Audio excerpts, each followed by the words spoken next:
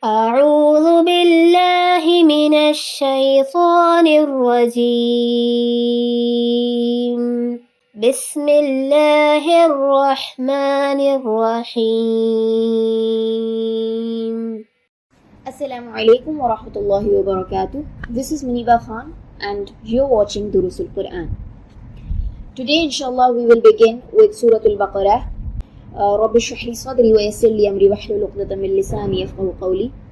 Alhamdulillah, we're beginning with the introduction of Suratul Baqarah, not exactly with the first verse. So Suratul Baqarah, as we all know, is the biggest surah of the Quran. It consists of 40 ruku and 286 verses. This surah is Madani, that means it was revealed in Medina.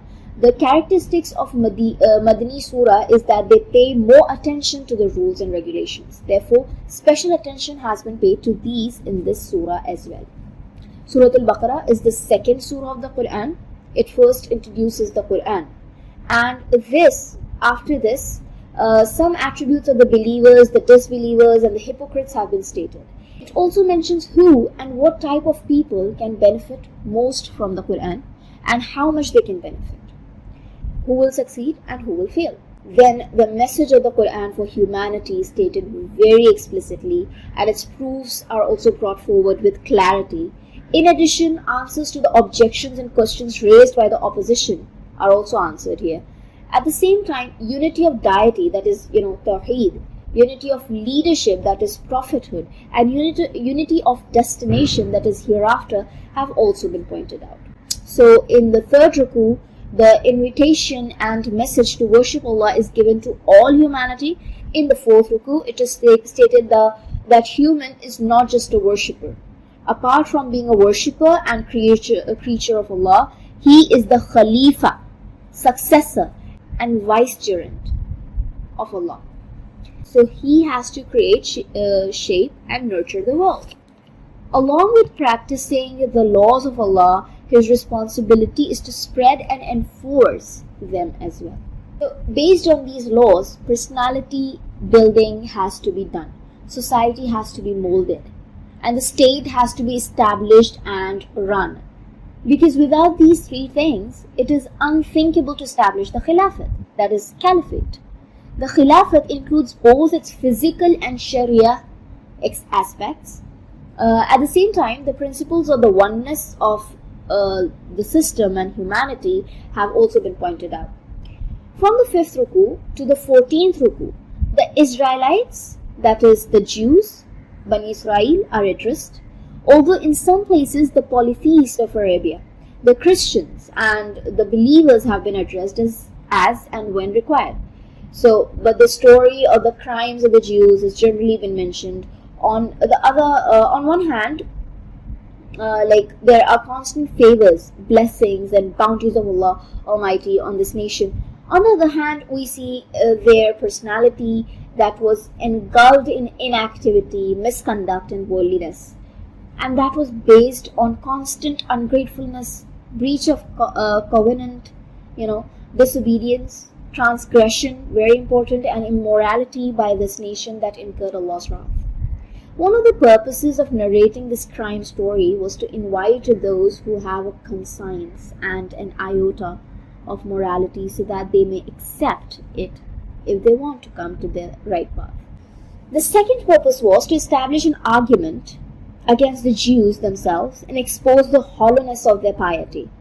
The third purpose was to make people aware of the fate of a person or nation that does not value Allah's guidance, but makes mockery of it instead. It is to show what their fate is in this world and what will be in the hereafter.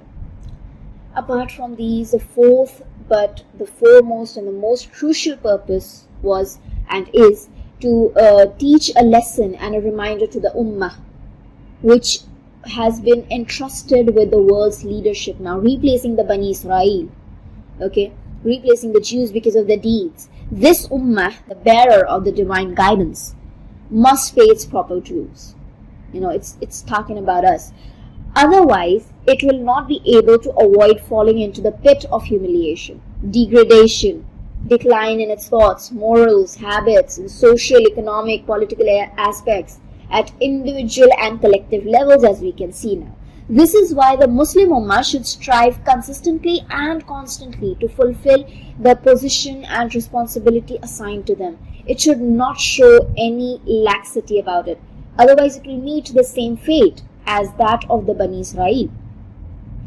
Then the unity of the prophetic dawah, the uprightness of the Abrahamic religion, the change in the world's leadership, and the incident of the change of the Qibla, that is prayer direction, are drawn.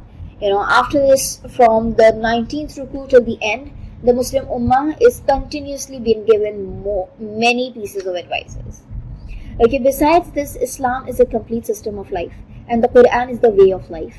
Suratul Baqarah is a Madani surah, and in the Madani surahs, as we know, full attention is given to the legislation. So consideration has been made to various moral, social, civil and criminal laws of life. Since the Quran is the book of dawah and the book of guidance, in Suratul Baqarah, from the beginning to the end, the propagation and guidance have also been taken into account. But preaching alone does not serve the purpose.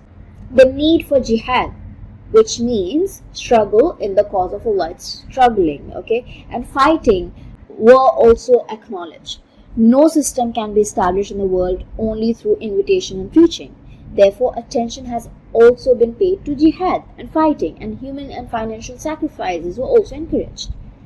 Various verses of Suratul Baqarah introduce the Quran and its importance. For example, verse 2 states, "This is the book about which there is no doubt, a guidance for the righteous."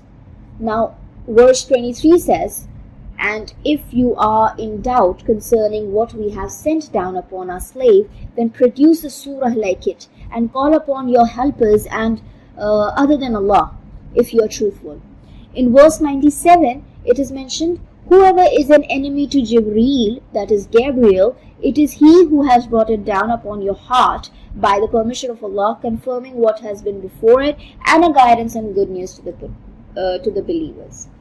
Verse 99 states, "We have sent down to you clear proofs, and none will reject them except the evildoers."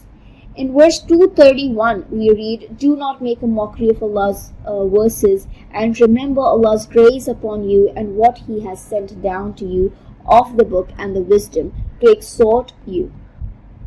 Verse 242 says, "This is how Allah makes His verses clear to you that you may understand." In verse 266, we see, "This is how Allah makes the verses clear to you so that you may ponder," that is to, reflect upon it. The Quran is the last and the most comprehensive book of Allah.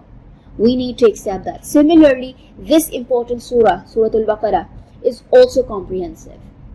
In order to benefit from it, an attempt has been made here to highlight its various aspects in Duroos-Ul-Qur'an, but none should ever consider it sufficient. Those who can study in any language should benefit from the commentaries and translations of the Quran in that language. The best study can be done directly in Arabic. Okay, so the commentaries and translations written in Urdu or English or any other language cannot compete with Arabic commentaries.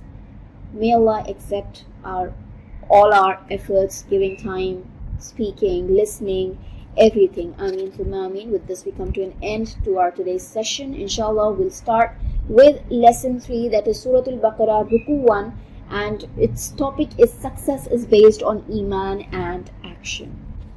Okay, Jazakallah khair. Wassalamu alaikum wa rahmatullahi wa barakatuh.